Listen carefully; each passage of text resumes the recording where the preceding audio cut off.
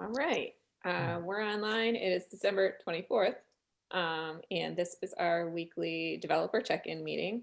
Before we jump into the agenda, let's go around and do some introductions. I'll start. I'm Jen Lampton, joining from Oakland, California, and very excited about all of the progress everyone else has been making on Backdrop Core lately. So thank you, everybody. Let's kick it to Nate next. Hey, I'm Nate Lampton, also in Oakland, California, and yeah, I am also excited about just going through the progress that people have made, and I'm excited to have a big long vacation in front of me to kind of clear out opportunities in time for Backdrop. Let's go to Luke. I'm Luke McCormick in San Ramon, California, where I do web product and project management. Um, I actually did a little module developing this week that I've dipped my toes into a little bit, working on the Switch theme module, adding a piece to it. So let me throw it over to Justin. I'm Justin. I'm in Denver, Colorado. I just help out with infrastructure things here and there.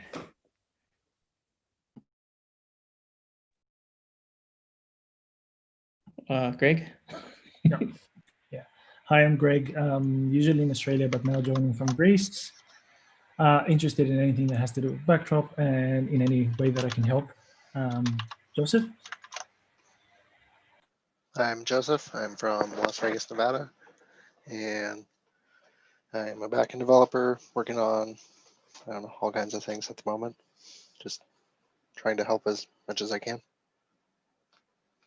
And I think that's everyone. Yep. All right. So since our last meeting, people have been going bonkers in Contrib.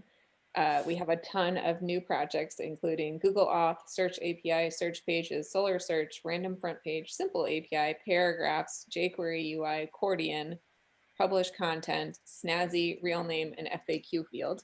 And most of those were done by Robert Lang and Ray Burgess. So thank you both for all of your amazing, prolific module creation. Let's turn it over to Nate to talk about Backdrop core issues. All right. So first thing we'll go over is 117.5, the current bug fix release that we are working on. There is one regression that has been in place since we added MySQL 8 support in 117.2. That is issue 4745, that database prefixes do not work when doing queries across databases, and this particularly affects CiviCRM and the views integration. Looks like Jen added RTBC to the issue there. So that looks great that we could potentially proceed with that approach. So that's good. Next up is regression on field set CSS. The collapsible CSS in the 7th theme is a little bit wonky at times, and the issue is 4766. Currently has a pull request that needs review that seems to fix the problems with collapsed field sets. So that looks great. Next up is site stuck in maintenance mode, issue 3956. This happens when you update a module through the UI. Of course, you can just turn off the maintenance mode, and that's fine, but it'd be good to get that fixed. Let's see, this hasn't been updated in a very long time, but it still needs review. And yeah, it looks like there's nothing more that needs there other than some testing and some eyeballs. Let's see. Next up, set reasonable max input vars. This is not the correct title. Should be throw a warning if max input vars is not set properly. Is this issue still going back and forth? Looks like there hasn't been any updates in the past week. Let's see. I don't think we need to cover this again. Looks like there's still a lot of discussion happening, a lot of efforts and approaches to how to best surface this problem Maybe about we're the just max waiting- input variables not being high enough yet. Waiting for more feedback on that one. Okay. And lastly, adding automated code checks, issue 3213. Still no issues or progress on this item. We'd like to use GitHub Actions more extensively. Actually, I guess we don't have any. So we'd like to introduce the use of GitHub Actions to do automated code style checking. But currently, we don't have any progress on that approach. I think the issue that we ran into mostly was we need other things besides just core to run the code checks. And so where do we put those things and how do we download them into the actions is kind of the sticking point. That's it for the 117.5 milestone. Do you guys have any other bug fixes you guys would like to bring up? I think there's an issue that Indigo, I don't have the ticket number, I'll find it, that Indigo Zella's been working on with how numbers are being calculated. So, sorry, the validation for numbers for decimals. But let me just find that one. So there's a respective issue, the same issue in Drupal land, and they've added a bunch of tests, but they're taking a different approach. So Tim has done some testing. It's just that there's too much the testing has to do with math, which is nice and not hard, but the possibilities of what to test are endless. So especially when it comes to decimals. So yeah, I think it's pretty close though. It seems that it's working for people. What's the summary of the current problem with the validation? Bear with me, I'm trying to find the issue. I wonder if it has something to do with localization, stuff like, you know, where Is this commas is this become the the floating decimal point placeholder. issue? I think that's the one. Yes, the one. Okay. The short description is floating point math is a lie. That's the truth. So we're trying to fix that. We're trying to fix that. Yeah. As best as possible. Floating point math is one of the things that it's like all the way down to the very core of a computer. It's just not Yeah. quite right. Yeah, technically, the way to fix it is to move to higher bit sized CPUs. Like 128-bit CPUs Yeah. instead of 64-bit ones. Although I might have to wait a little while for that. I think for actually the current PHP implementation, we might have to go up to 512-bit CPUs. Oh, nice. Let's wait maybe another decade and discuss again. So the issue number is 3792. Simple decimals fail to pass validation. And Indigo Zella has had a pull request up, been improving on it. Tim tested and Laren tested as well, and they both have it marked as works for me. We just need a code review. Okay, what was that issue number again? 3792. I'll add it to the. Okay, thanks. Yeah. Okay. That's it for the current bug fixes. Of course, there's lots of other issues in the 117.5 milestone. There's still 7 RTBC issues, although I did see BW Panda had been going through and merging a couple of things this week, which is great. But there's still additional RTBC issues that we can work through. There's also 65 open issues in the 117.5 milestone. Which honestly, 65 issues seems a little bit less than before. I think we haven't been adding as many things to the bug fix milestone as we've I'll been get back to closing. it. So, well, it's just nice that number has been decreasing. I think the number of items we had in the bug fix milestone, like 2 or 3 releases ago, was like upwards around 90 or so. So we've been working downwards on the items that are tagged for the next bug fix release, which is great. Of course, there's always more. So 118 is the next minor version of Backdrop. It's right around the corner. Feature freeze for 118 is January 4th. That's the first weekday after the holiday. So January 1st, or the first before the release is usually when we have code freeze. And if that lands on a holiday, then we move it to the first non-holiday day afterwards. So it's January 4th this year. The actual release will be January 5th, or sorry, 15th. January 4th. And yeah, that will be the next version. So we've got a number of features that are currently closing in on completion, or at least making a lot of progress. So we can go through each one of those. First one is the newest issue that we've added. HerbDuel is advocating for an option to skip deleting the staging config files after running the config sync. The issue is 4447. It is looking really good. It's marked works for me. It does what it says it's going to do. The only thing, it has test coverage even. The thing that is lacking here is we just need an update hook to set the default value of that, even though it defaults to false, and having it not be present results in the same functionality as it being absent. We should still have an update hook to set that value, just so that we don't have any unexpected, like, oops, this thing was null instead of false issues in Well, the it was future. supposed to be one. Like right now, the current behavior is that it would be enabled. And so if we merge the pull request as is now, everyone with an existing site will change behavior. Ah, even Yeah. worse. Yeah. Yeah. So definitely needs an update hook. What either way.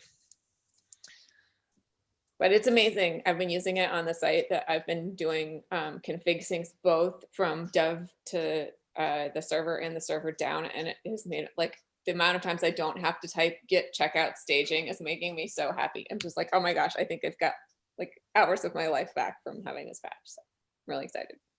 Yeah, I also think this is something that probably will come up as a frequent question, or I think that when we were doing training, it was also kind of like an eyebrow raiser for one or two people every time. So Yeah. now it won't be.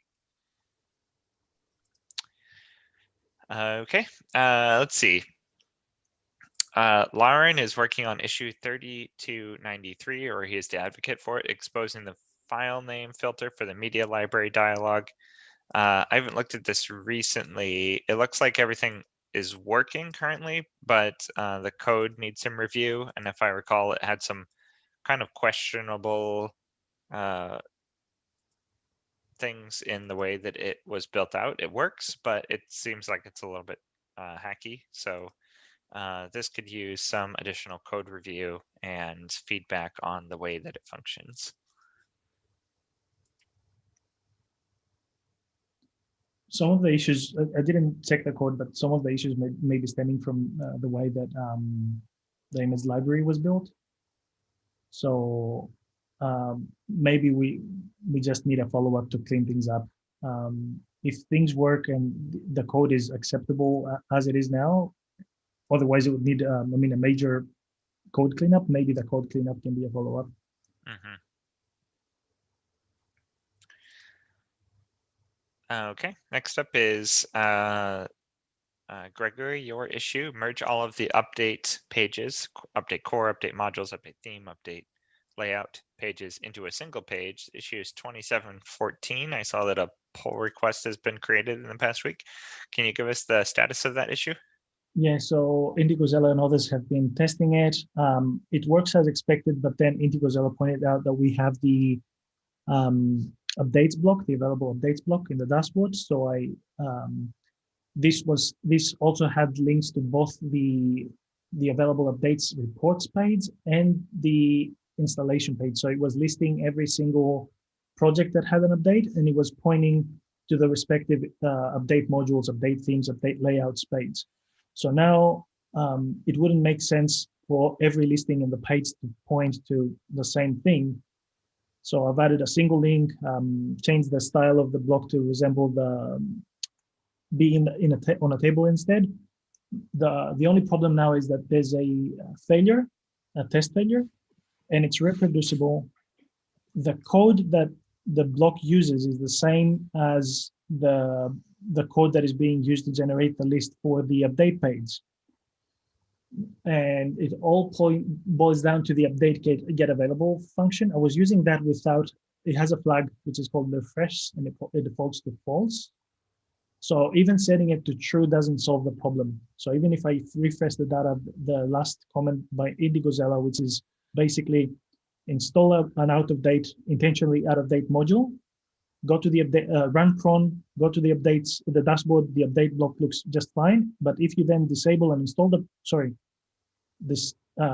disable and install the module, when you visit the dashboard page without running cron or checking for updates again, it just presents the list with empty names and things. It could be something in the logic, but yeah, that's the bit that works. So the feedback that I want for that is, should we leave that for a follow-up if it turns out to be complicated? I mean, we have a week for me to just keep working on it and see what breaks if things break. But I would prefer that instead of blocking this task for another round, it's been there since 2017, just merge the pages and then do a follow-up for the update block. Is this issue with the update block an existing problem that we've just discovered, or is No. it a new thing that we've caused? No, it doesn't. The PR and the state that it was initially before the problem with sorry, not the problem, but the styling issues with the dashboard block were mentioned, and then IndigoZella said it would be nice to get this fixed at the same time so that it matches the single page that we're introducing, which is a great idea, right? But then breakages started happening. And I can't pinpoint what's working differently in the layouts page, in the dashboard page, that sort of like breaks it. Also, breaking announcement. My daughter just came in and said that in 20 minutes it's Christmas here. So this just in. So excited.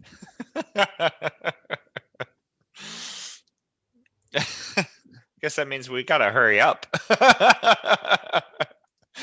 All right, let's see. Next up is adding a setting for setting where the breakpoint occurs for the hamburger menu. It's issue 4663. This one is proceeding nicely.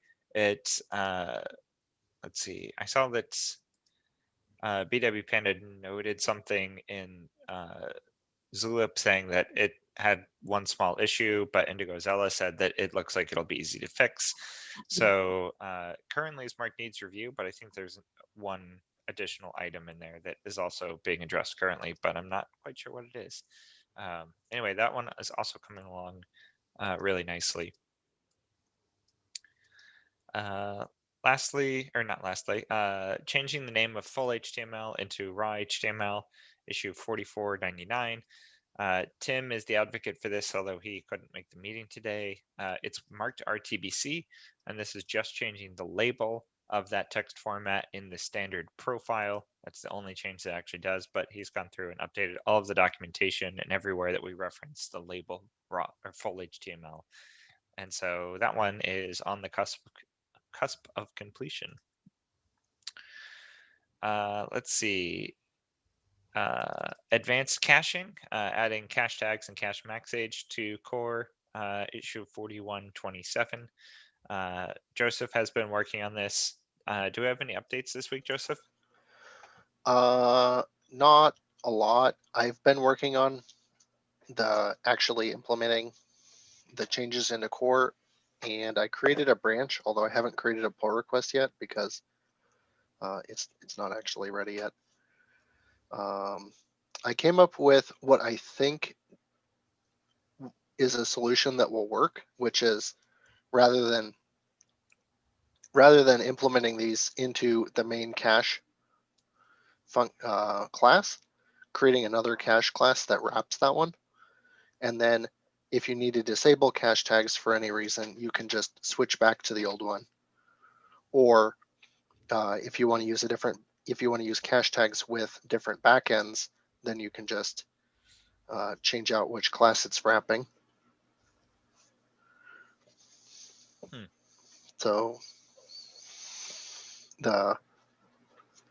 basically the database, Redis and Memcache cache backends will all work identically. And then you can either have tags in front of it or not, depending on what your needs are. And you won't need to change them in theory. Right. That's interesting. I wonder, yeah, that'll be interesting to take a look at. Yeah, and I made a new interface for basically a taggable cache backend that extends the interface for a normal cache backend, and changed the method signatures, and it seems to be working. So like, I'm hoping that I don't have to change that. Cool. Okay, anything else? I think that's it. Okay. It's probably still going to take a little while before I finish that. Yeah, it's a big complicated thing for sure. The diff against 1.x is currently sitting at almost 2,000 lines, like new lines of code. Okay. So do you think it's still possible for 118, or do you think it feels like it might be postponed? I'll try to get it done by 118, but no promises. Yeah, and we'll probably have the whole review aspect of things that will probably take longer than that. Still, it's great to make progress. Yeah. Okay, next up, and the last issue we have in 118 is the add field has value visibility condition. Issue 4728. Jen, you've pivoted to this issue. What's the summary of this issue, since this is the first time we've discussed it, and then what's its status? I think we talked about it last week, but essentially it is a condition that lets you check if a field has a specific value. And so if you're on a node specific layout, you can say, does the image field contain preview.ping or whatever? And it's based off of a panels visibility condition that didn't make it into layouts. Doc Wilmot wrote a contrib module that handles it. So if anyone needs it urgently, you can use that. And we're trying to figure out how to give it a slightly better user interface than is in the contrib version. I've got a stab at it for core, but it doesn't do the visibility checking that the contrib version does. So we sort of have to take the best of both the user interface and the functionality and put them together. So no progress since last week though. But I am using it on a website right now, so I'm really motivated to get that ironed out. Okay, well, that does it for the 118 milestone. Do you guys have any other issues that have been surfaced that we have missed here? Just mentioning that if we merge teams, the issue that Tim is advocating, maybe he can focus and advocate for another smaller feature in the next week. Maybe an easy win. So we just need to find one. Yeah, yeah, we're definitely moving into the easy win portion of the release as well. That this is when we wrap up the things that we're working on or not, and then we like pivot to all of the easy things that that need a minor version. So yeah, well, I'm sure that there will be something new by next meeting. Okay, next up we have initiatives. We can run over them really quickly because I think theme development normally gets done during the design meetings. I know outreach was this week, but Luke, do you want to give us any update on the Ready to Wear initiative? Sure. I'll do it quick. I've been bouncing back and forth with Tim, putting together sort of the site that's going to be basically the initial MVP deliverable for it. I finally this week, did something I've been pondering for a while, which was do actual module coding in the switch theme module because I wanted a different interface. I wanted a bulleted list rather than a pop-up menu for the things. And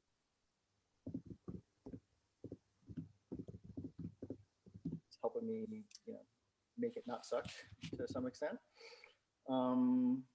But I'm optimistic. I want to bring this home before the end of the year. We have one more meeting, right? Yep. It'll be Christmas Eve, or sorry, New Year's Eve. Yeah. My AirPods just ran out of juice. We got slightly quieter halfway through that sentence. Did you hear? You probably lost the last couple of words there, right? No, I could hear was you. just- You were quieter. Curse you, Apple.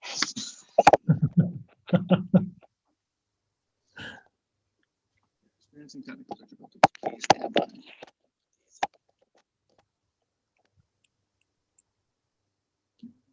all right. Yeah, we lost you there now, but but you can hear us. We got your whole update. Yes. We heard everything, so I think we're all good. Let's see. We've got the telemetry initiative as well. That telemetry is where we're trying to collect information about how people are using Backdrop so we can base decisions upon it.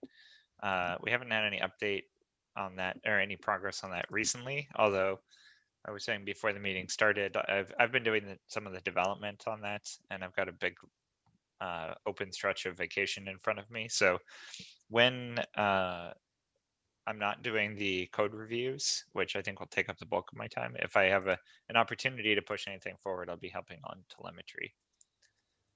The next step there is we're hung up on testing, that it's hard to test, and I think that we could clear things out substantially if we if we merge the changes into project module and then install the new version of project module on backdropcms.org, and that would make testing a lot easier because we can just use backdropcms.org, the final location, as the testing location, and then we can send data to it and make sure that everything's all coming in okay.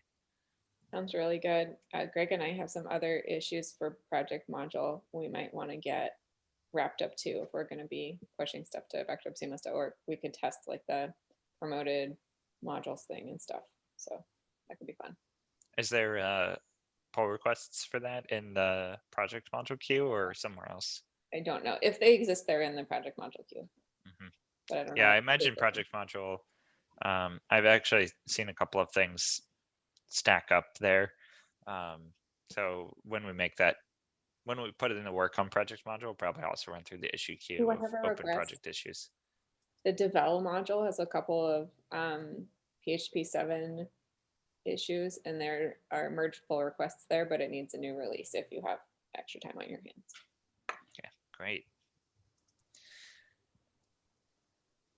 Okay, let's see, documentation, also an initiative. I'm not sure when this one was added, but Jen or Gregory, do you guys know if this was PMC approved at some point in the recent past? Well, it's not official, but it should be one of those long-term things, ongoing things, I should say. And we discussed previously in the outreach meeting that there were some people that mentioned they couldn't find points or our documentation, a handbook in the main site was mentioning things that either got renamed or they weren't there anymore. So in general, there's people that are going through the documentation and maybe they don't have author access to update it. One of them is Sarvasri. And then Tim and I are also keen on soliciting more help from the community, because documentation is always like, and adding screenshots or things like that is always like a relatively easy task. It doesn't require coding, but still requires time and effort. And if people have the energy, they can help us. And the other thing is that as we've had regular releases, there's new features that we added since the documentation was written, and we haven't gone back to update the documentation with those added features. So it's partially incomplete or slightly inaccurate in certain places. Not many, but still. One thing that we discussed, and maybe we need your input, your thoughts, Nate, with regards to that, is that I mentioned that Drupal has certain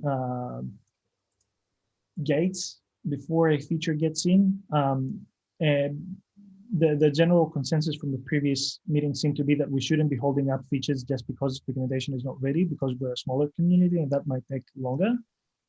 But maybe we add tasks, or we sort of like make mental notes that each time a new feature gets in, we need to make sure that the respective documentation is sort of like updated. Mhm.